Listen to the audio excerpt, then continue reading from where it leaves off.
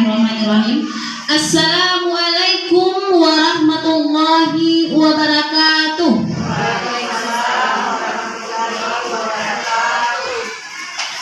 Alhamdulillah, puji syukur marilah kita ucapkan kepada Allah Subhanahu wa taala yang telah memberikan rahmat dan hidayahnya kepada kita semua sehingga kita dapat berkumpul dalam rangka diseminasi budaya positif oleh Ibu Neneng Fitria Malini, CGP Angkatan 9 Kabupaten Pesisir Selatan. Salawat berangkaian salam tidak bosan-bosannya kita ucapkan kepada pucuk pimpinan kita, yakni Nabi Muhammad SAW, dengan mengucapkan Allahumma sholli ala Muhammad wa ala ali Muhammad. Yang terhormat Ibu Kepala UPT SDN 02 Sungai Nyalo, yang terhormat kepada Bapak-bapak Ibu-ibu UPT SDN 02 Sungai Nyalo, dan yang teristimewa kepada CGP kita Bu Neneng Fitri Malini, CGP Angkatan 9 Kabupaten Pesisir Selatan. Baik, adapun susunan acara kita pada pagi hari ini. Yang pertama, protokol yang sedang berlangsung. Acara selanjutnya, sepatah kata dari Kepala Sekolah UPT SDN 02 Sungai Nyalo kepada Ibu, waktu dan tempat kita persilakan dengan segala hormat.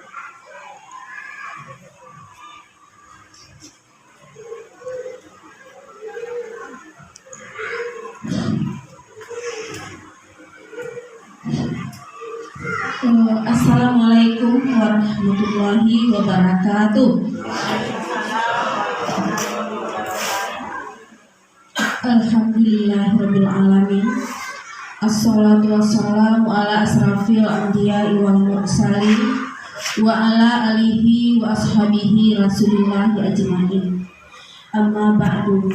Pertama-tama marilah kita mengucapkan puji syukur kehadirat Allah Subhanahu wa taala yang telah melimpahkan rahmat dan kurnia-Nya kepada kita bersama sehingga kita dapat menghadiri acara CGP pada hari ini.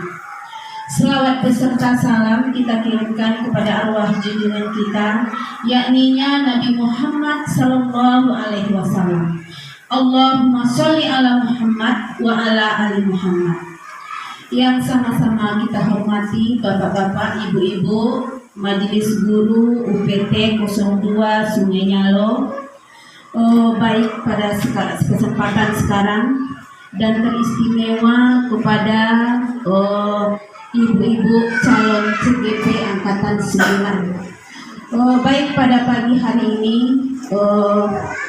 saya sebagai Kepala Sekolah SD 02 Sungai Nyalo ini berharap yang pertama sekali mengenai kedisiplinan anak kita, yaitu yang kita semarakkan setiap hari.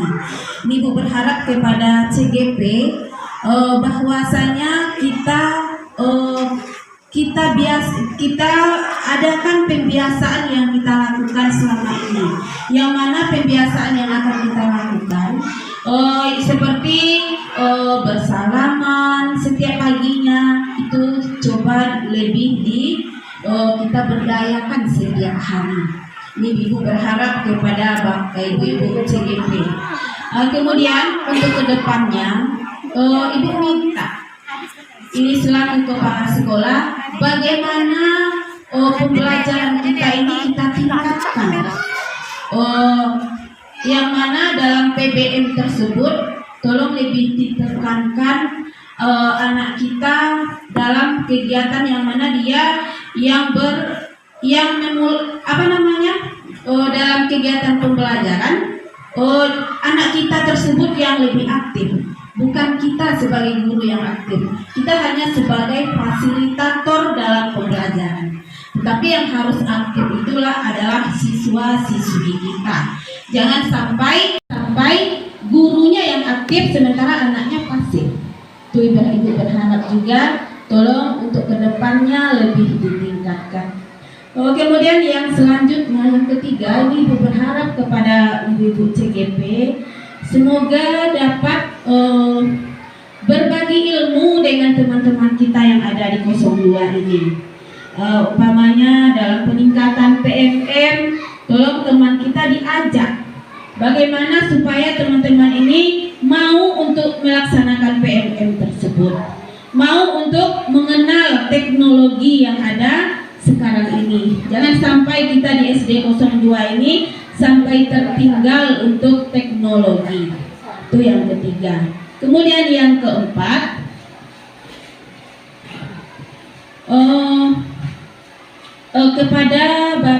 kepada ibu-ibu CGP, Bu juga berharap kepada kemajuan sekolah kita ini,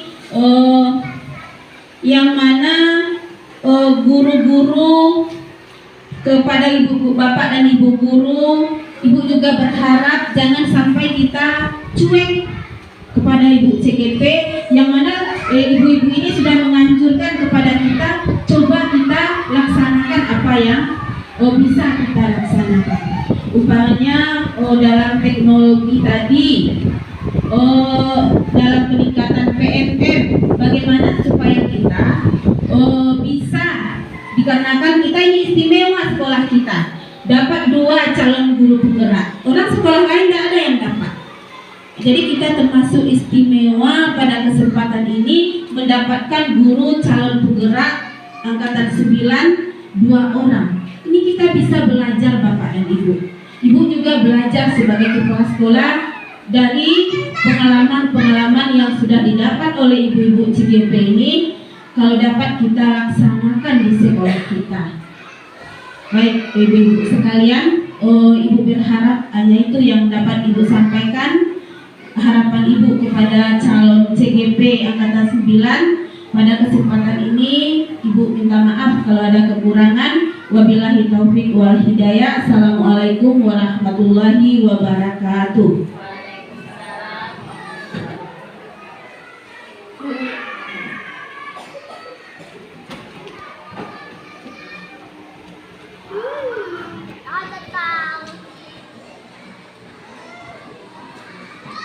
Yang kedua itu menyanyikan lagu Indonesia Raya. Jadi kita acara selanjutnya kita menyanyikan lagu Indonesia Raya. Semua ibu, bapak disilakan untuk berdiri.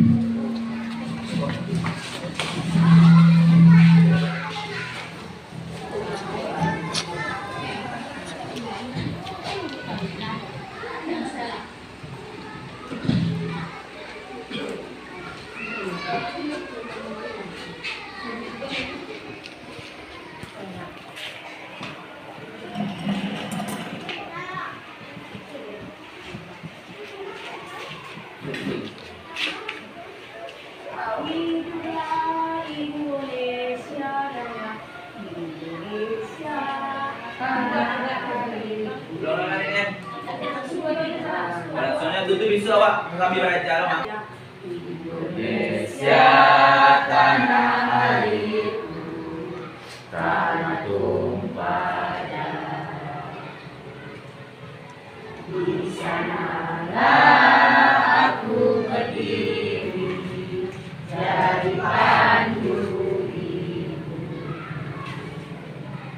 Indonesia kebangsaanku, bangsa dan tanah airku, marilah kita berseru, Indonesia bersatu.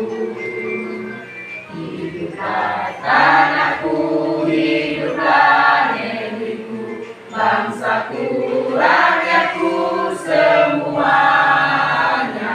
Bangunlah jiwanya, bangunlah badannya untuk Indonesia Raya.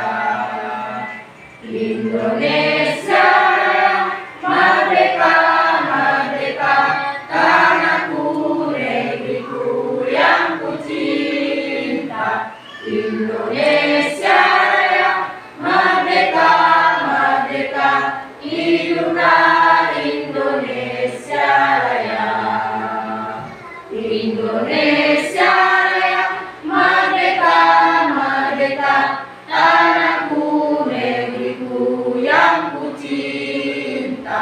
Indonesia Raya, merdeka, merdeka, hiduplah Indonesia Raya.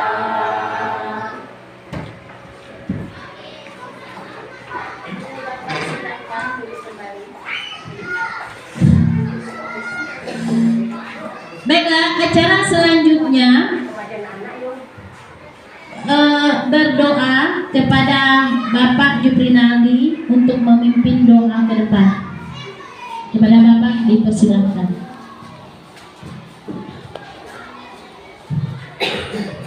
Assalamualaikum warahmatullahi wabarakatuh.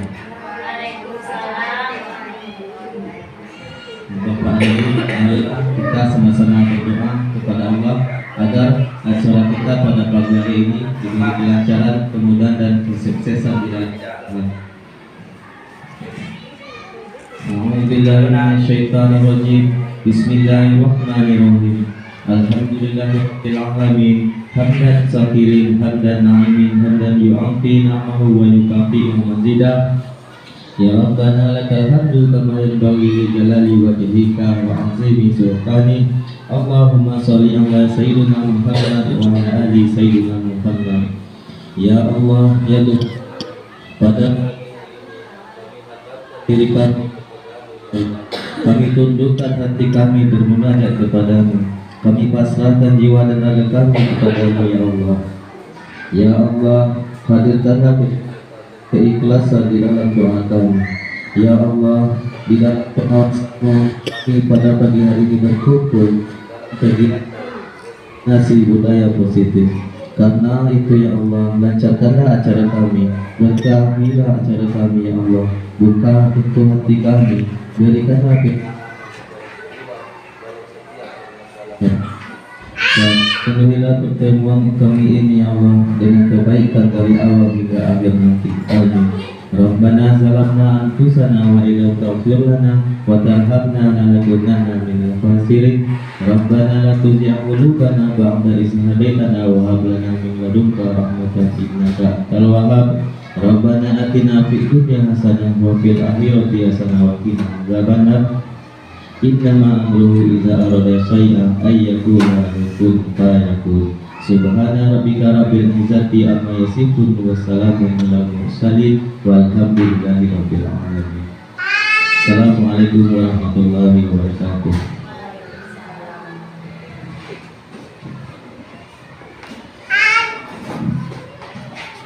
Acara selanjutnya diseminasi budaya positif yang akan disampaikan oleh calon guru penggerak kita, Ibu Neneng Fitri Nalini. Kepada Ibu Neneng dipersilakan dengan segala hormat.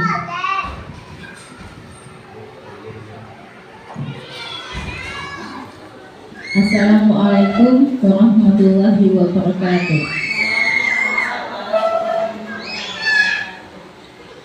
Baik Bapak Ibu semuanya, pertama kali saya ucapkan terima kasih kepada Ibu Kepala Sekolah yang telah memberikan kesempatan dan waktu luang untuk saya melakukan diseminasi budaya positif di sekolah yang kita cintai ini. Dan terima kasih banyak atas dukungan teman-teman rekan seperjuangan di sekolah ini yang juga telah memberikan waktu luang dan kesempatan untuk saya menyebarkan pemahaman bermakna tentang budaya positif, di mana kegiatan ini merupakan salah satu kegiatan CGP Angkatan 9 yang dijadikan sebagai aksi nyata. Jadi tujuan kegiatan ini saya lakukan adalah untuk yang pertama sebagai penyebaran pemahaman kepada rekan-rekan SD 02 Sungai Nyalo sebagai salah satu tugas kami CGP Angkatan 9, di mana kami mesti membuat suatu aksi nyata tentang modul 1.4.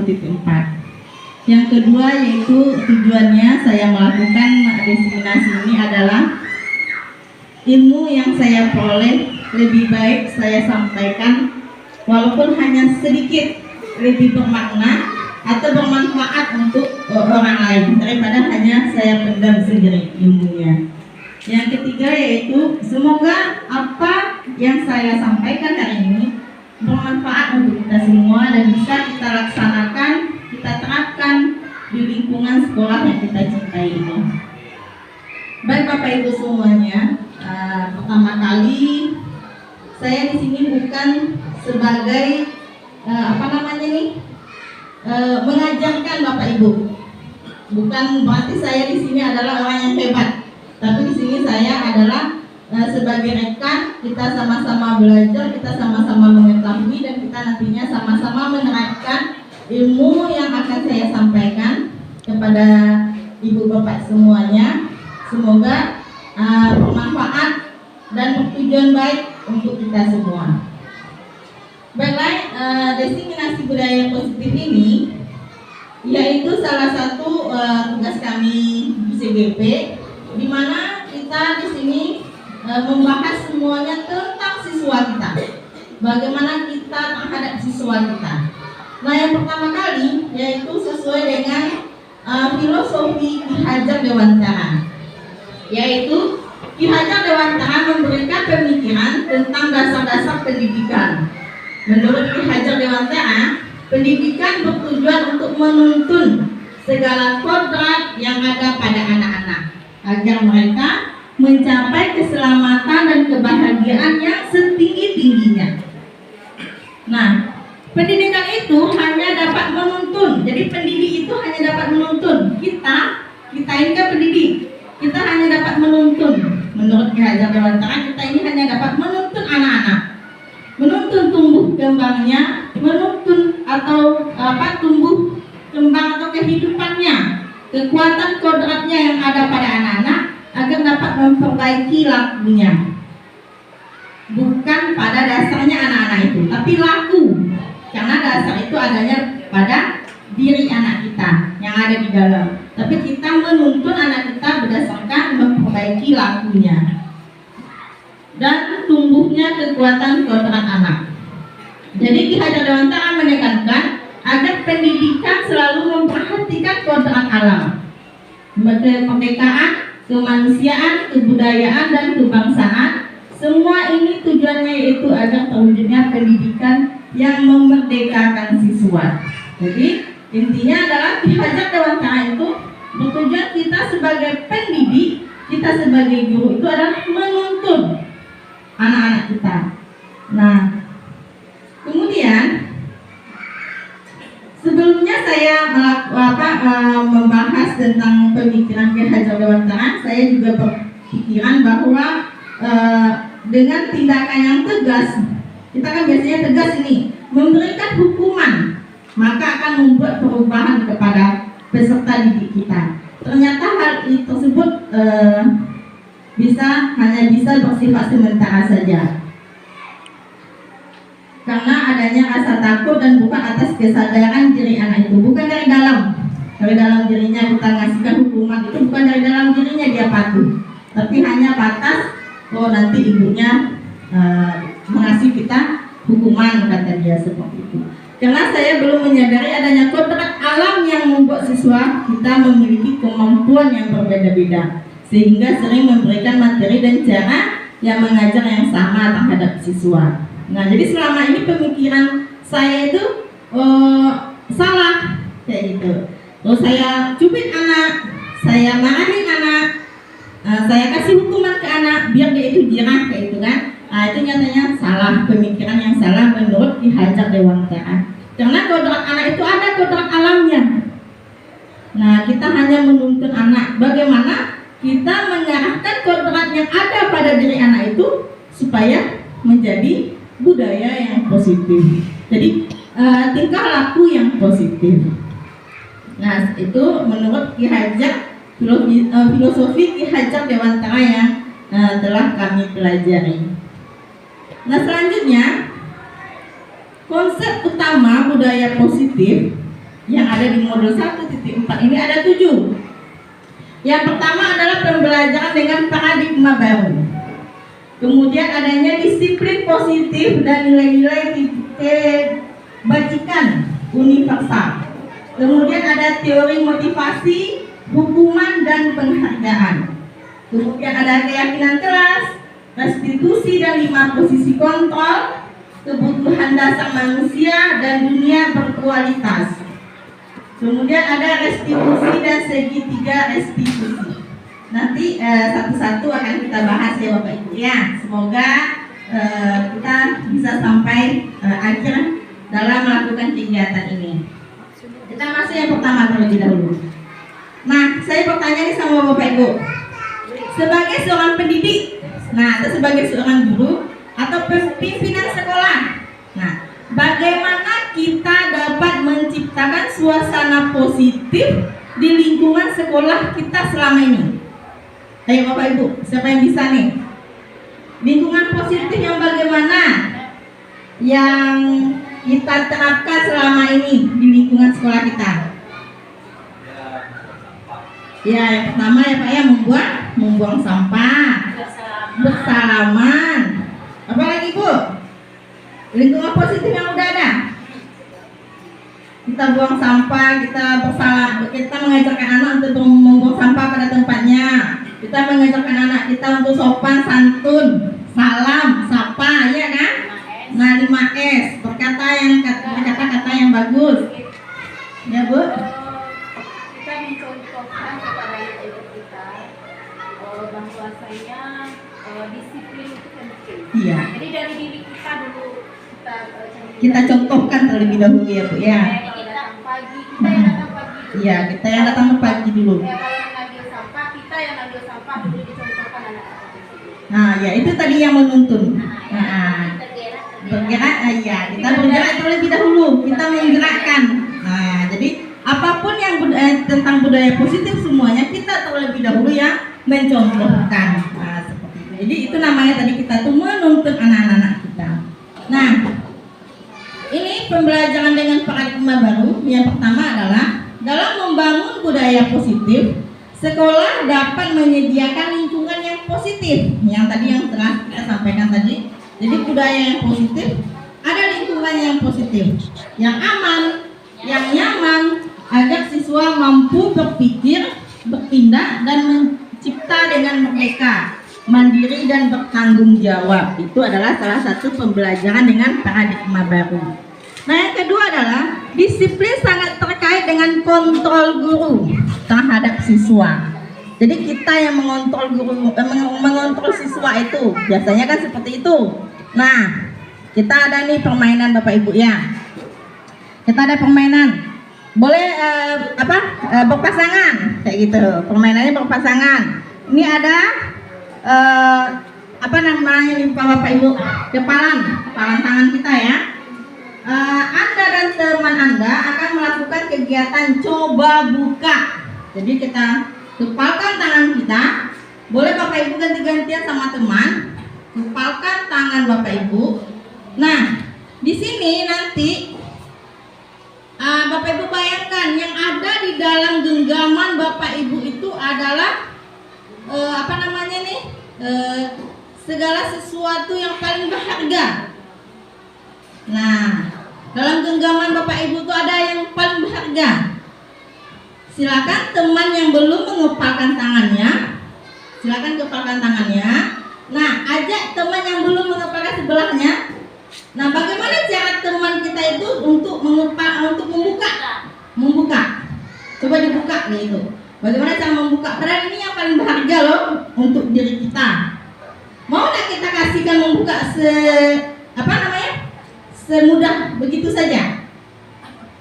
Atau digelitik boleh, ditindas boleh, bahkan diancam boleh. Tapi apakah kita mau membuka kepalan tangan kita kalau itu berharga untuk diri kita? Atau kepalan tangan kita itu adalah nyawa kita, harga diri kita. Mau kita buka dengan mudah? Tidak. Pastinya tidak. Karena kepalan tangan kita itu kadang-kadang adalah merupakan prinsip kita. Iya kan? Mau kita kasihkan ke orang lain dengan cuma-cuma, berarti kita tidak punya prinsip.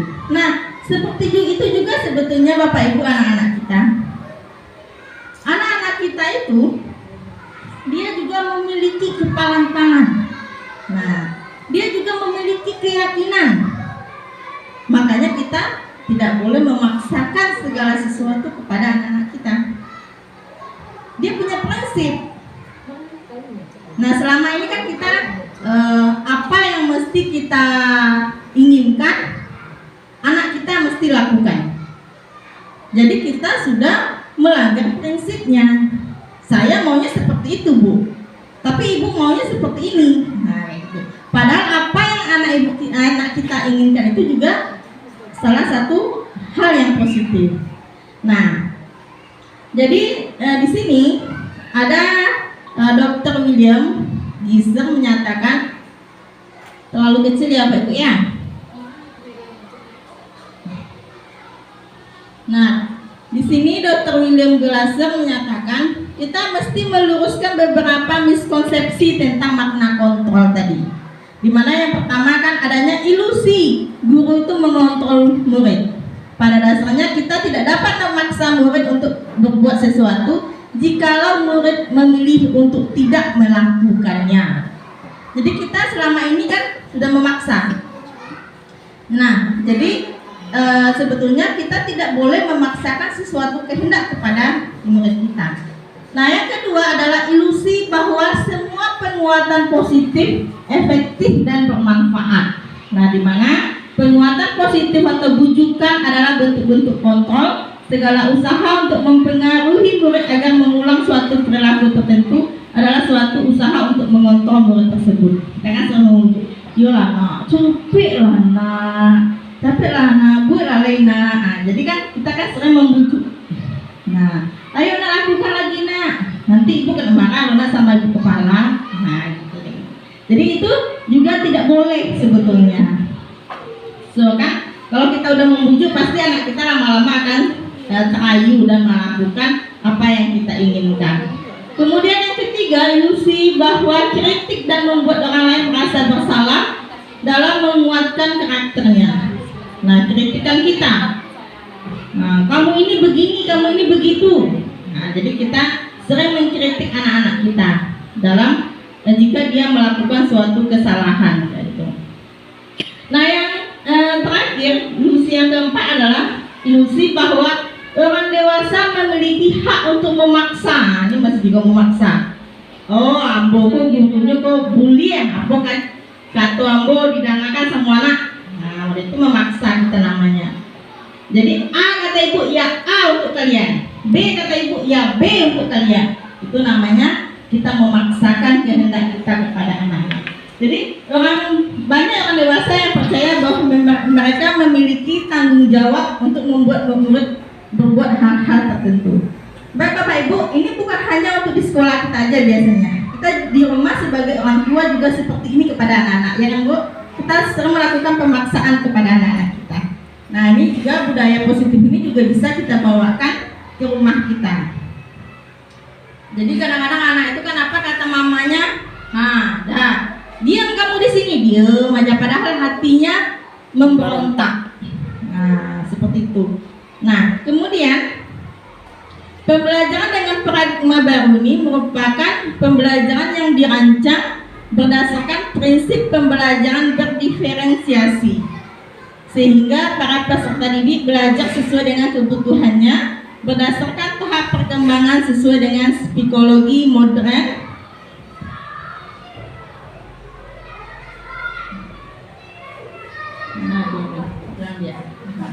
Untuk mewujudkan profil pelajar Pancasila. Nah, jadi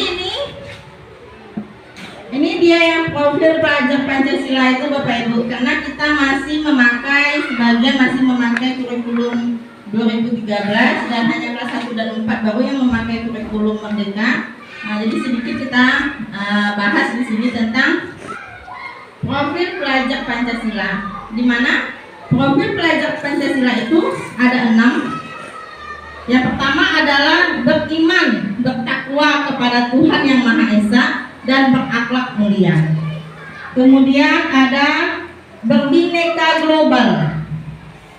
Kemudian mandiri, bergotong royong, bernalar kritis dan kreatif. Ini adalah 6 profil pelajar Pancasila yang mesti anak kita kuasai dan menjadi karakteristik anak kita dalam dunia nyata ya, dalam pendidikan, dalam lingkungan masyarakat. Ini ada ditanamkan pada diri mereka. Nah, intinya di sini adalah bagaimana kita mewujudkan profil pelajar Pancasila ini dengan menanamkan budaya positif tadi. Ini adalah paradigma baru. Nah, kita masuk yang kedua, yaitu disiplin positif. Nah, ini disiplin positif yang kedua. Disiplin positif, makna kata disiplin ketika mendengar kata disiplin, oh begini ya, kayak gitu ya Bapak Ibu ya. Ada disiplin, kita mesti disiplin. Sepertinya biasanya kita akan langsung ingat adanya aturan. Nah, jadi apa yang terbayang di benak Bapak Ibu tentang kata disiplin? Berarti adanya aturan tadi. Nah, apa yang terlintas di pikiran kita tentang disiplin Bapak Ibu? Harus bagaimana kita? Harus taat, harus patuh. Kebanyakan orang akan menghubungkan kata disiplin dengan tata tertib dan kepatuhan pada peraturan. Kata disiplin juga sering dihubungkan dengan hukuman. Nah, berarti kalau tidak disiplin, karena hukum. Nah, ya kayak gitu. Padahal itu sungguh berbeda, karena belajar tentang disiplin positif tidak harus dengan memberikan hukuman. Justru itu adalah salah satu alternatif terakhir dan bila perlu tidak digunakan sama sekali. Nah, jadi hukuman itu sebetulnya tidak usah kita lakukan. Nah, dalam budaya kita, makna kata disiplin dimaknai menjadi sesuatu yang dilakukan seseorang pada orang lain untuk mendapatkan kepatuhan. Kita cenderung menghubungkan kata disiplin dengan ketidaknyamanan. Sebagai pendidik, tujuan kita adalah menciptakan anak-anak yang memiliki disiplin diri sehingga mereka bisa berperilaku dengan mengacu pada nilai-nilai kebajikan universal dan memiliki motivasi intrinsik bukan ekstrinsik. Nah, jadi intrinsik itu adalah motivasi dari dalam dirinya, bukan kalau ekstrinsik itu kan tadi dari luar. Jadi seperti adanya pemaksaan atau penekanan kepada mereka. Nah, ini makna dari kata disiplin. Jadi disiplin ini tujuannya adalah menanamkan motivasi yang ketiga pada murid-murid kita, yaitu untuk menjadi orang yang mereka inginkan dan menghargai diri sendiri dengan nilai-nilai yang mereka percaya. Ketika murid-murid kita memiliki motivasi, ketika murid kita ini memiliki motivasi, mereka telah memiliki motivasi intrinsik. Berarti kalau dia punya motivasi nampak sama kita, berarti ada motivasi intrinsiknya. Nah, yang kalau motivasi intrinsik ini Bapak Ibu, ini jangkanya sangat panjang. Malahan kalau bahasa kitanya sampai mati bisa dibawa. Nah, kayak gitu. Nah, jadi motivasi yang tidak akan terpengaruh pada adanya hukuman atau hadiah. Mereka akan tetap berperilaku baik dan berlandaskan nilai-nilai kebajikan karena mereka ingin menjadi orang yang menjunjung tinggi nilai-nilai yang mereka hargai atau mencapai suatu tujuan yang mulia. Contohnya Bapak Ibu ya, untuk kita aja, Bu, pakai helm. Nah, seperti itu kan. Ini kalau belum ada lagi motivasi intrinsik dari dalam diri kita, kita pasti beranggapan helm itu adalah salah satu tata tertib atau aturan yang dikeluarkan oleh lantas. Ya kan Bapak Ibu? Ya. Nah, kalau kita punya motivasi intrinsik dari dalam diri kita, helm ini untuk apa gunanya? Untuk keselamatan kita sendiri. Karena kita tahu siang ataupun malam aspal tidak pernah lunak. Ya nah, kalau seandainya aspal lunak, bolehlah kita nggak pakai helm. Tapi karena aspalnya selalu keras, nah, jadi kita mesti pakai helm di saat kita mengendarai kendaraan. Jangan pula Bapak Ibu nanti kata Bu Neng aspalnya lunak, berjalan kaki pakai helm yuk. Nah, itu betul lain ceritanya. Nah, jadi yang motivasi intrinsik tadi itu ada dalam diri kita. Contohnya lagi, Misalkan kita memakai masker ini. Masker ini untuk apa ini Bapak Ibu? Untuk menutup debu, melindungi kita dari debu. Nah, intinya adalah kita menjaga kesehatan. Oh, dulu waktu corona kita pakai masker semuanya untuk kemana-mana. Sekarang coronanya udah habis, maskernya hilang. Padahal debunya masih banyak. Nah, itu salah satu contoh motivasi yang diberikan adalah motivasi eksternal tadi. Di masa pandemi kita pakai masker, di saat tidak pandemi lagi kita tidak pakai masker, padahal masker itu berguna untuk kita menjaga atau melindungi diri kita dari debu yang ada. Apakah debu udah hilang Bapak Ibu? Belum. Nah, jadi intinya adalah kita mesti memiliki motivasi intrinsik tadi. Itu yang akan kita tanamkan kepada anak-anak kita. Selanjutnya adalah nilai-nilai kebajikan. Salah satunya adalah nilai-nilai kebajikan yang ingin dicapai oleh setiap anak Indonesia yang kita kenal dengan profil pelajar Pancasila tadi. Nah, ini dia profil pelajar Pancasila tadi. Nah, tetap juga pada landasan yang 6 tentang profil pelajar Pancasila. Kemudian kita masuk yang ketiga adalah restitusi. Nah, Bapak Ibu udah kenal apa belum dengan restitusi? Nah, restitusi ini, dalam proses restitusi kita akan melihat adanya ketidakselarasan antara tindakan murid yang berbuat salah dan keyakinan mereka tentang orang yang seperti apa yang mereka inginkan.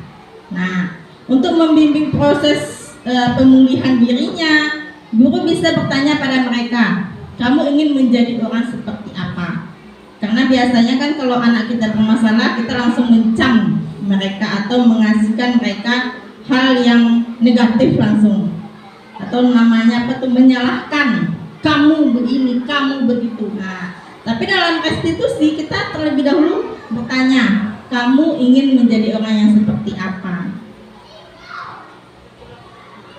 Kamu akan terlihat, mendengar, dan terasa seperti apa kalau kamu sudah menjadi orang yang seperti itu. Nah, apa yang kamu percaya tentang bagaimana orang harus memperlakukan orang lain?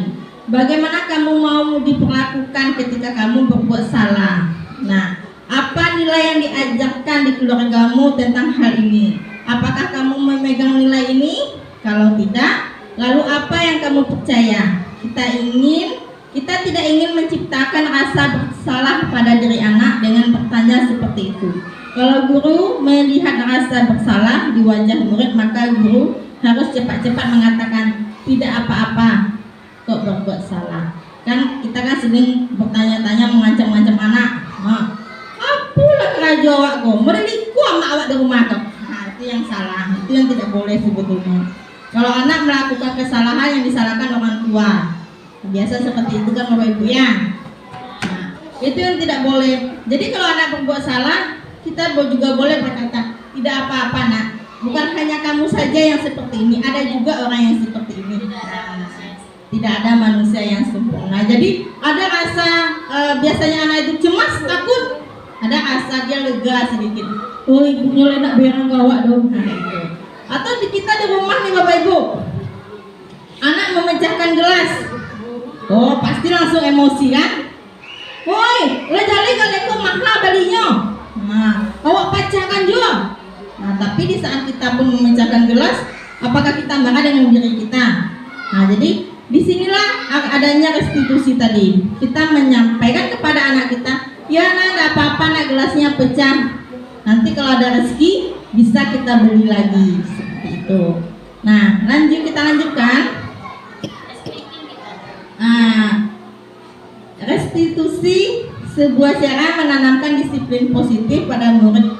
Restitusi adalah proses menciptakan kondisi bagi murid untuk memperbaiki kesalahan mereka, sehingga mereka bisa kembali pada kelompok mereka sehingga karakter yang lebih kuat. Nah, ini menurut Gosen 2004. Restitusi juga adalah proses kolaboratif yang mengajarkan murid untuk mencari solusi untuk masalah. dan membantu murid berpikir tentang orang seperti apa yang mereka inginkan dan bagaimana mereka harus memperlakukan orang lain. Melalui restitusi, ketika murid berbuat salah, guru akan menanggapi dengan cara yang memungkinkan murid untuk berbuat evaluasi internal tentang apa yang dapat mereka lakukan untuk memperbaiki kesalahan mereka dan mendapatkan kembali harga diri mereka. Nah, Bapak Ibu di sini dengan adanya tadi pembahasan tentang restitusi ini, ada nggak yang mau bertanya nih? Ada nggak Bapak Ibu? Sebelum kita lanjutkan, iya Bu. Terima kasih pada kesempatan ini. Ibu mau menanyakan mengenai apa yang disampaikan oleh Bu Nenek tadi. Yang pertama sekali, kita tidak boleh mengancam siswa kita. Seperti kata-kata ancaman tadi ya. Kemudian bujukan tadi Ibu dengar juga tidak boleh. Jadi tadi dari Bu Nenek nggak ada apa seharusnya yang kita lakukan sebagai guru, kalau dapat itu disampaikan juga kepada teman-teman. Bagaimana apa seharusnya kata-kata yang kita berikan kepada siswa kita tersebut seandainya dia melakukan sesuatu yang tidak diinginkan. Jadi kata-kata tersebut apa? Baik, jadi ini pertanyaan yang paling bagus sekali ini. Ini untuk kedepannya akan kita bahas sampai habis tentang pertanyaan yang Ibu bahas, yang Ibu tanyakan tadi. Yang tadi sudah Anda sampaikan, kita tidak boleh mengancam siswa kita. Kita tidak juga boleh memaksakan kehendak kita dengan membujuk siswa kita. Nah, bagaimana trik kita lagi? Itu tadi, kita menanamkan terlebih dahulu motivasi intrinsik yang ada pada diri mereka. Seperti itu, Bu. Nah, jika mereka melakukan suatu kesalahan, misalnya Ibu ya, dengan restitusi ini. Nah, ini dia restitusi. Kita kita menimbulkan pada diri siswa kita itu apakah dia bersalah atau tidak. Kita tidak usah bertanya, Bu, atau kita langsung 100% kamu salah. Nggak boleh seperti itu. Nah, jika dia melakukan suatu kesalahan, kita tanya dulu, apa yang kamu lakukan? Apakah ini sudah benar atau sudah sesuai dengan nilai-nilai yang ada? Jadi mereka yang menjawab, mereka yang menggali sendiri apa yang telah mereka lakukan, sehingga mereka sendiri dapat solusinya bahwa mereka salah dan tahu solusi apa yang akan mereka lakukan. Itu yang akan kita bahas lebih lanjutnya tentang restitusi ini. Ya, baik Bu, kita lanjutkan. Kita lanjut, yaitu ini lagi Bapak Ibu yang paling selalu menjadi momen untuk kita di saat penilaian. Nah, di saat kita melakukan penerima lapor. Di sini ada motivasi, ada hukuman dan penghargaan. 3 motivasi perilaku manusia. Yang pertama, dia melakukan sesuatu untuk menghindari ketidaknyamanan atau hukuman. Kita melakukan sesuatu nih, misalnya Bapak Ibu, biarlah awak begadang, awak lembut ini daripada awak kan kecil semua kepala. Ini yang pertama contohnya ya Bapak Ibu ya. Kita datang ke sekolah, biarlah pagi-pagi tiba bukan kan kecil sama ibu kepala gitu. Nah, ini dia motivasi ini dulu untuk menghindari ketidaknyamanan atau hukuman. Berarti motivasinya adalah dari eksternal, dari luar. Karena adanya hukuman kita melakukan hal yang baik. Kemudian lagi, yang kedua untuk mendapatkan imbalan atau penghargaan dari orang lain. Biarlah bisa carilah sama orang kan. Awak datang pagi-pagi sekolah, kalau itu, ibu bekok, pagi tibonya mah. Nah, jadi ada imbalan seperti itu. Masih dari luar. Nah, kita masih dari luar motivasi kita. Datang pagi ke sekolah hanya karena pujian atau imbalan. Atau mungkin ada nanti momen-momen ibu kepala mengasihkan sertifikat untuk kita siapa yang datang pagi. Nah, jadi dia itu masih dari luar motivasinya. Yang ketiga, motivasinya adalah untuk menjadi orang yang mereka ingin dan menghargai diri mereka sendiri dengan nilai-nilai yang mereka percaya. Jadi datang pagi ke sekolah, saya datang ke sekolah pagi merupakan tanggung jawab saya. Nah, kalau sudah tanggung jawab berarti ada nilainya dari dalam diri kita. Nah, seperti itu. Nah, ini adalah motivasi. Ada 3 motivasi yang selalu ada pada diri kita setiap manusia. Ketiga motivasi ini selalu ada dan selalu kita lakukan. Tapi yang terbaik adalah motivasi yang ketiga, yaitu motivasi dari dalam diri kita sendiri. Nah, dihukum oleh penghargaan loh Bapak Ibu. Pernah nggak kita selalu ngotot ini mak-maknya bertanya nih, Bu, ranking berapa awak Bu? Bu, ranking berapa Bu? Capek lah Bu. Nah, ada juga kita mengasihkan hukuman yang berupa penghargaan ini kepada siswa kita. Padahal kita udah mengasihkan apa ini Bu ya? Penghargaan. Wah, kamu dapat ranking 1. Nah, sebetulnya makanya kita di K13 dan kurikulum Merdeka tidak ada lagi sebetulnya yang namanya ranking. Tidak ada Bapak Ibu. Nah, kita tidak ada ranking lagi. Tidak ada nilai anak itu yang nomor 1, nomor 2, nomor 3. Tidak punya, karena kita tahu tadi bahwa anak kita itu berbeda. Mulai dari pengetahuannya, mulai dari ekonominya, mulai dari sifatnya, mulai dari karakteristiknya, anak kita itu berbeda. Jadi kalau dapat untuk kedepannya Bapak Ibu, kita tidak usah lagi mengasihkan penghargaan kepada anak kita. Dalam misalnya seperti tadi ada yang ranking 1, ranking 2, ranking 3. Nah, karena untuk misalnya kelas 1 dengan perbedaan tadi karakternya, yang satu udah lancar membaca, yang satu hanya bisa mengeja, yang satu lagi hanya tahu A, B, C, D. Untuk dia tahu A, B, C, D itu aja dia punya proses yang kita sendiri tidak tahu. Di saat dia tahu A, B, C, D, dia menaiki tahap 1 jenjang untuk mengeja 2 huruf.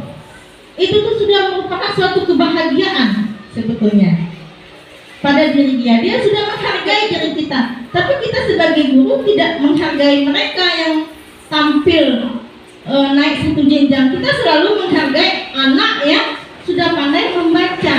Nah, di sana letaknya penghargaan itu merupakan suatu hukuman.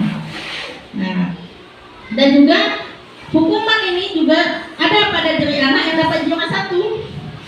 Wah, juara 1 mah sebetulnya ada hukuman untuk diri dia juga, yaitu ada suatu rasa di dalam dirinya bahwa dia bisa juga merendahkan orang lain. Dia juga nantinya tidak mau lagi untuk lebih fokus atau lebih tinggi lagi dia dalam memahami pelajaran, karena dia udah merasa dia udah hebat. Karena sebetulnya anak yang dapat juara 1 ini tidak semuanya dia itu bahagia. Itu tadi yang namanya dihukum oleh penghargaan tadi. Nah, kita kan sering nih, oh yuk siapa yang cepat nanti ibu kasih nilai yang bagus. Nah, seperti itu sebetulnya juga tidak boleh, karena kita mesti mengetahui tadi karakteristik anak kita. Makanya kita selalu melakukan pembelajaran itu dengan diferensiasi. Nah, ada kelompok-kelompok kecil dalam pembelajaran sesuai dengan karakteristik siswa kita. Nah, kita lanjutkan.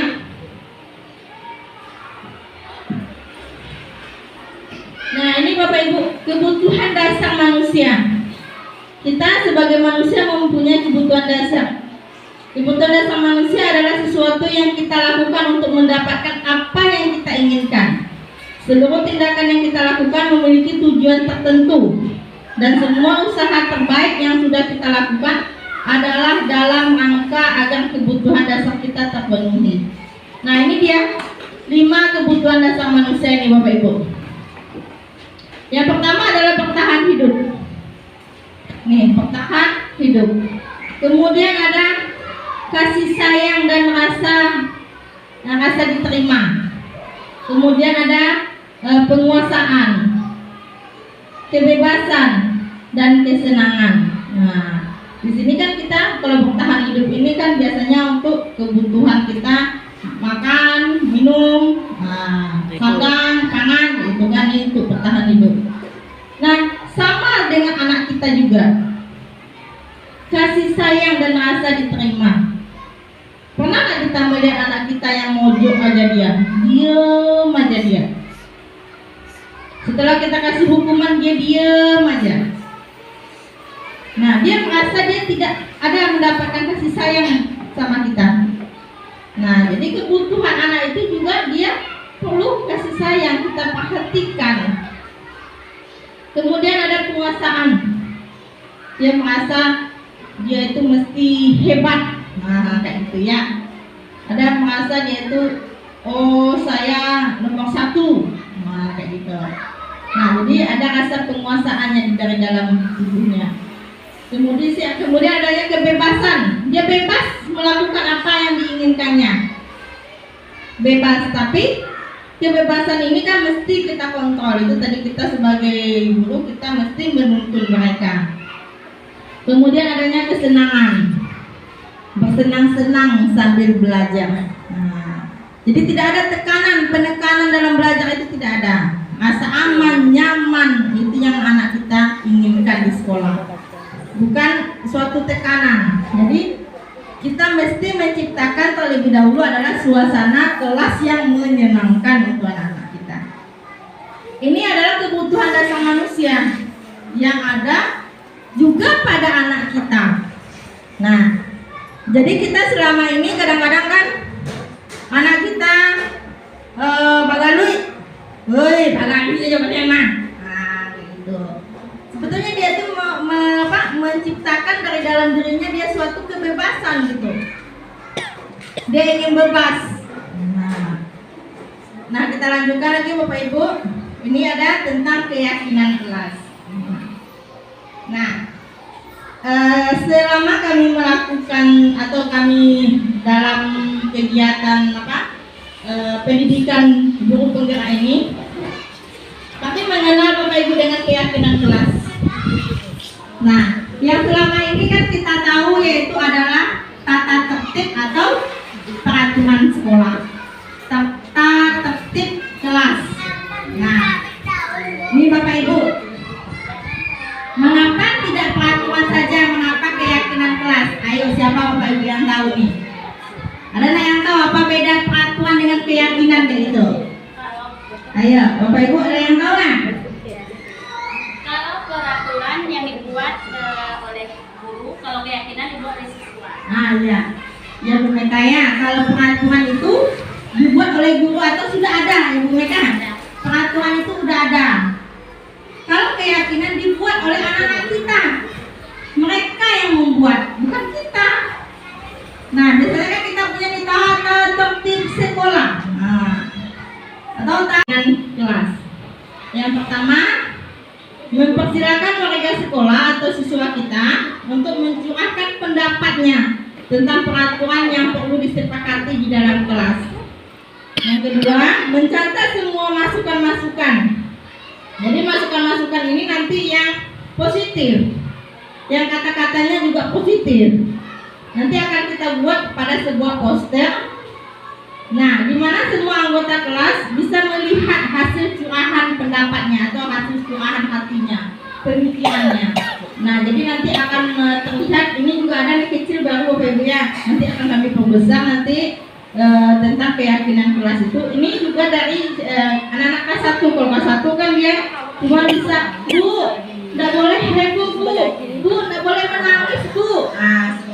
Bu, tidak boleh mengganggu teman Bu. Tapi kata-katanya nanti bisa kita perbaiki untuk diperhalus. Nah, contohnya kalau tidak boleh heboh, tidak boleh menangis, atau tidak boleh mengganggu teman, itu bisa kita jadikan kata saling menghargai.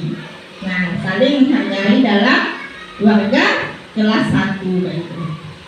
Nah, setelah adanya tadi susunan tadi yang kita bikin sebagus mungkin supaya anak-anak pun juga senang ya, karena pemikiran itu kita tajam. Nah, nanti minta kesepakatannya untuk adanya suatu pembuktian atau pengesahan. Nah, pengesahan ini nanti bisa dengan tanda tangan mereka. Nah, buat tanda tanganmu atau buat namamu di bawahnya kayak gitu. Nanti mereka yang buat, mereka yang mengesahkan, mereka nanti yang akan melakukannya atau melaksanakan keyakinan kelas tersebut. Nah, ini contohnya pelajaran di kelas didengarkan oleh guru, datanglah tepat waktu.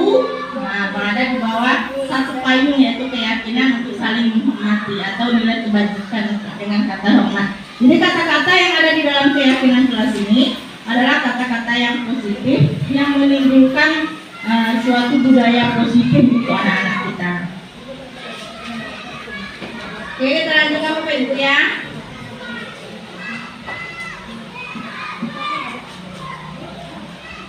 Ini juga masih tentang keyakinan kelas tadi. Nah, diletakkan di dinding kelas. Nah, kita masuk lagi 5 posisi kontrol.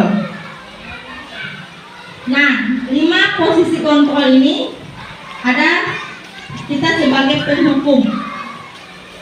Sebetulnya 5 posisi kontrol ini Bapak Ibu adalah untuk kita sebagai guru. Kita pertama kita ada sebagai penghukum. Yang kedua kita membuat merasa bersalah. Yang ketiga kita sebagai temannya anak-anak. Yang keempat kita sebagai pemantau. Yang kelima kita sebagai manajer. Nah, kalau kita sebagai penghukum, anak udah kesalahan langsung kita hukum. Itu namanya penghukum. Tanpa kita mengetahui apa latar belakang anak kita itu melakukan kesalahan, atau tanpa kita mengetahui alasan-alasan anak kita itu melakukan kesalahan. Kemudian membuat merasa bersalah. Nah, kamu ini bagaimana ini? Ini kan seperti ini seharusnya, nak, bukan begini. Kalau begini nanti ibu bisa gini ya. Itu anak-anak jadi seolah-olah itu salah dia.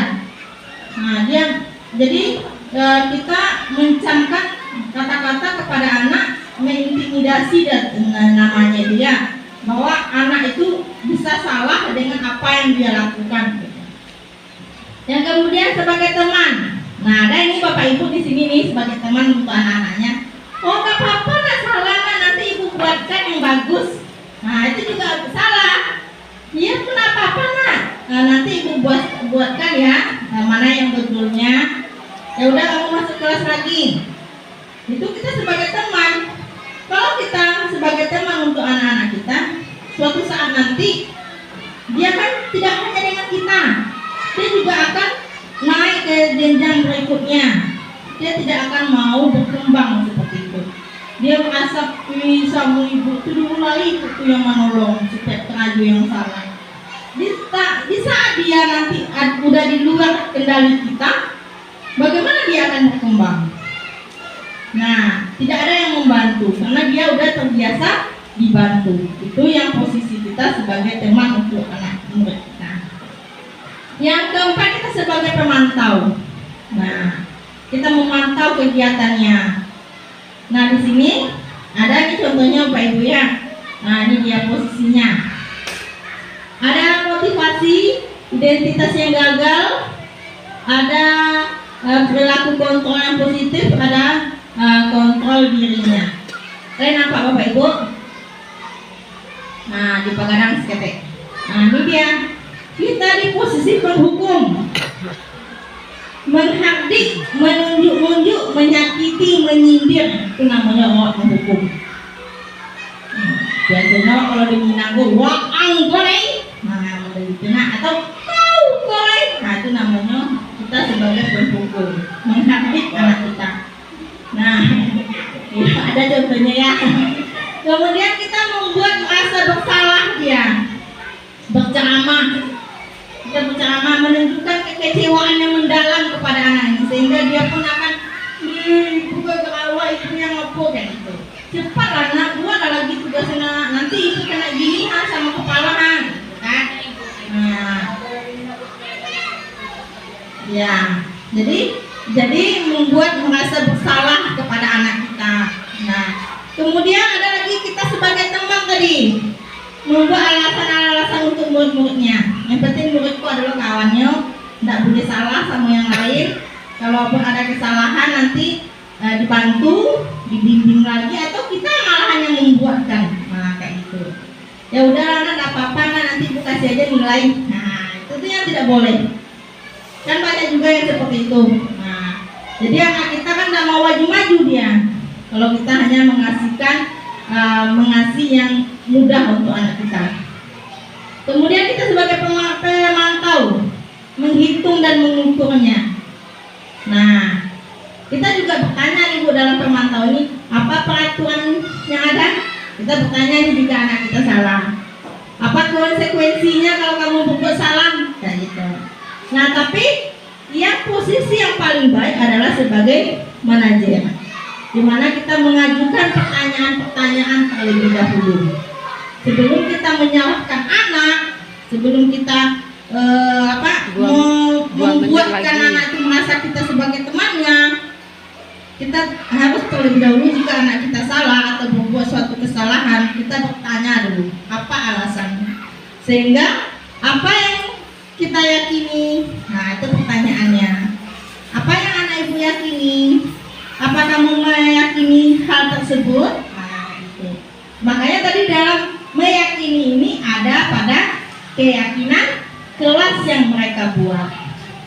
Contohnya jangan PR kata tadi kawannya. Nah itu kan apakah dia menghargai kawan namanya. Jadi dari sana nanti dari keyakinan kelas yang anak-anak kita buat, kita bisa kembali bertanya kepada mereka apa yang mereka yakini itu apakah sudah mereka laksanakan. Gitu. Jadi akhirnya anak itu akan tahu dia itu salahnya di mana, apa kesalahannya. Nah kita pun juga tidak usah menyebutkan konsekuensinya. Kalau kamu berbuat ini apa konsekuensinya, dia sendiri sudah tahu karena dari kesepakatan kelas tadi apa konsekuensinya. Iya Bu, saya minta maaf Bu, katanya kan seperti itu. Nah jadi ya posisi yang bagus itu adalah kita sebagai manajer di sekolah ini. Kita lanjutkan ya Bapak Ibu ya. Nah, ini dia tadi ada segitiga restitusi. Nah di sini dia posisi manajer itu selalu memakai segitiga restitusi dalam membahas berbagai macam masalah yang ada di sekolah ataupun juga masalah kita di rumah dengan anak-anak. Segitiga restitusi merupakan sebuah strategi yang dapat dilakukan sebagai proses menciptakan kondisi, menuntun murid untuk memperbaiki kesalahan-kesalahan yang mereka lakukan. Nah ini dia, ini Bapak Ibu segitiga restitusi ini. Nah, ini kita perbesar dulu.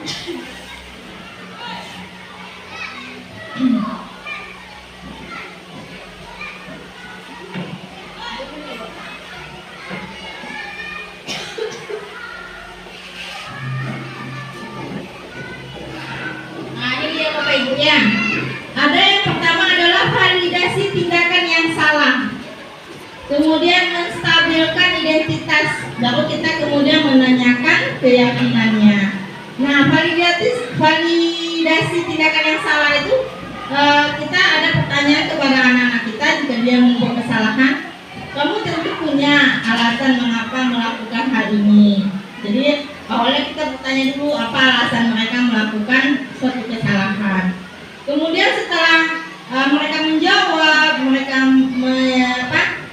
menyebutkan alasan-alasannya, nanti kita akan menstabilkan identitasnya lagi. Baru kita akan menanyakan keyakinan kelas apa yang telah disepakati yang dia langgar kayak gitu. Nah ini dia Bapak Ibu ya tentang teori kontrol itu. Nah langkah-langkahnya, yang pertama tadi adalah menstabilkan identitas, kemudian validasi tindakan yang salah, semua perilaku memiliki alasan, menanyakan keyakinan, kita semua memiliki motivasi internal. Nah itu yang segitiga restitusi. Ya Bapak Ibu ada yang mau ditanyakan tentang segitiga restitusi ini? Nah Ini contoh nih Bapak Ibu. Contoh adanya kegiatan kita sebagai manajer nih dalam lingkup sekolah kita. Nah ini nih Bapak Ibu ya. Contohnya nih ada anak yang datangnya terlambat. Nah kalau kita manajer nggak boleh kata-kata itu tinggi nadanya, tapi kita menggunakan kata-kata yang halus atau suaranya halus. Bahasa tubuh kita itu tidak kaku, atau kita juga intinya kita selalu mendekati siswa kita. Nah contoh ini ada guru dan Adi. Apa kata ibunya? Adi, apakah kamu mengetahui jam berapa sekolah dimulai? Tahu, oh bapak ya. Tahu pak, jam 7 katanya, kata Adi. Ya, jadi kamu terlambat. Kira-kira bagaimana kamu akan memperbaiki masalah ini? Saya bisa menanyakan teman saya pak untuk mengejar tugas yang tertinggal, kata Adi. Baik, itu bisa dilakukan. Apakah besok akan ada masalah untuk kamu agar bisa hadir tepat waktu ke sekolah? Tidak pak, saya bisa hadir tepat waktu. Baik, saya hargai usahamu untuk memperbaikinya. Bagaimana perasaan murid diperlakukan seperti ini Bapak Ibu? Kalau dia terlambat. Jadi kalau kita biasanya kan dia terlambat. Kalau lambe kata lambe juwo wak lain. Nah, seperti itu biasanya kan. Nah, sekarang Bapak Ibu dengan kita mempelajari budaya positif ini, insya Allah kita sama-sama bisa memperbaiki kesalahan-kesalahan kita sebagai pendidik, karena kita adalah menuntun siswa-siswi kita. Siswa kita memiliki kodrat alamnya sendiri. Kita sebagai guru ini hanya mempertebal kodrat itu, atau kita mengarahkan kodrat yang ada. Yang bagus kita tonjolkan, yang jelek kita tinggalkan. Nah seperti gini ya Bapak Ibu ya, kita juga sebagai petani, kalau menurut Ki Hajar Dewantara ini, pendidik itu adalah sebagai petani. Kita diajarkan untuk mendidik siswa, kita mengasih siswa kita pupuk. Tapi kalau kelebihan pupuk bagaimana Bapak Ibu? Overdosis dia, bisa layu juga dia. Nah kalau tidak ada pupuk juga layu juga dia. Nah di sana kita ditugaskan sebagai menuntun tadi. Kita pelihara dia, kita rawat dia, kita kasih pupuk sesuai dosisnya. Nah itu tadi kita diajarkan sebagai pendidik adalah kita menuntun siswa-siswi kita. Nah sekian Bapak Ibu destinasi yang saya sampaikan pada hari ini. Ada nggak yang ingin bertanya ini?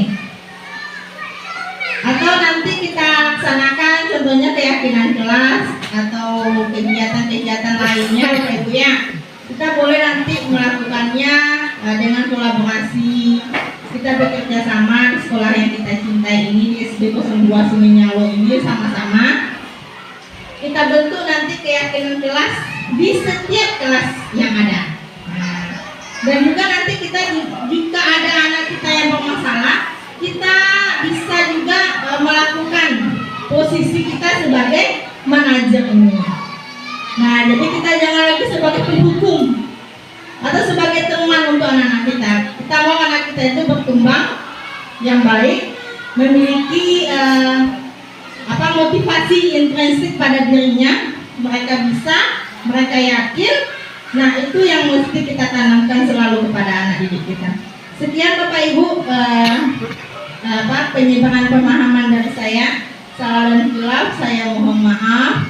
Saya ucapkan terima kasih banyak atas waktu yang telah diluangkan. Assalamualaikum warahmatullahi wabarakatuh. Waalaikumsalam warahmatullahi wabarakatuh. Baik, terima kasih kepada Ibu Neneng Fitrilarini. Mudah-mudahan apa yang disampaikan oleh Ibu tadi bisa bermanfaat bagi kita semua dan kita juga bisa menerapkan nantinya ke depannya di kelas kita masing-masing. Dengan berakhirnya pemaparan diseminasi budaya positif oleh Ibu Neneng tadi, maka berakhirlah kegiatan kita pada hari ini. Salah dan janggal saya mohon maaf. Saya tutupi dengan membacakan wabillahi taufik wal hidayah. Assalamualaikum warahmatullahi wabarakatuh. Waalaikumsalam warahmatullahi wabarakatuh.